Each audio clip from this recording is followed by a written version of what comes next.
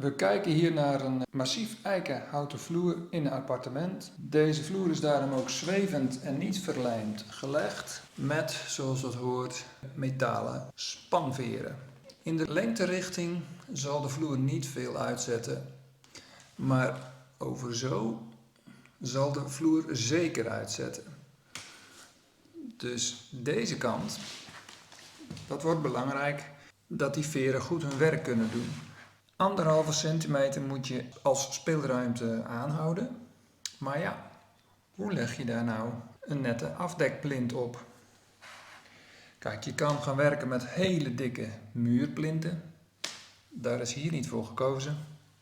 Hier kiezen we voor deklijsten. Dan heb ik hier een deklijst. En als je hier zo naar achteren schuift, wat er dan gaat gebeuren is, hij kukelt achterover.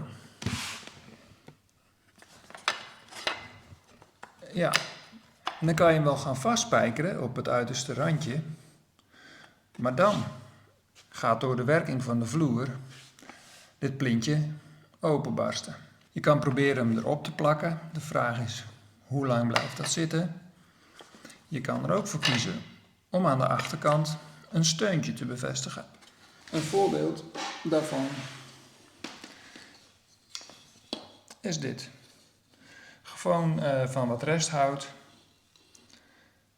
8 mm dik, een paar strookjes gemaakt. Daar waar de veer zit, daar kan geen strookje. En als je die erin zet, dan heb je in ieder geval voor elkaar dat hij niet meer achterover kan kukelen.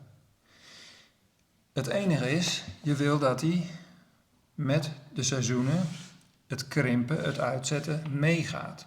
Dus je wil dat hij tegen de muur aangeduwd wordt. Daar is ook een oplossing voor. Wat je dan kan doen, is aan deze kant een strookje compriband plaatsen. Compriband, dat doe je erop, dan is het 4 mm dik en het kan wel tot 18 mm uitzetten. Zo zorg je ervoor dat hij altijd tegen de muur aangeduwd wordt. Ik zal er even wat compriband op doen, dan kunnen jullie zien wat ik bedoel. Dit is een stukje compriband, je ziet hij is al aan het uitzetten. Op de rol is het maar 4 mm. Dit halen we eraf.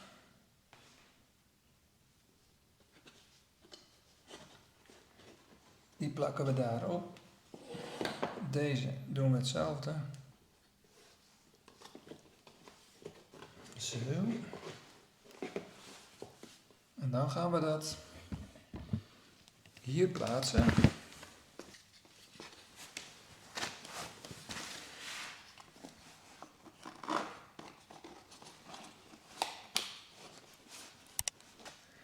Op deze manier wordt hij echt geforceerd tegen de muur aan.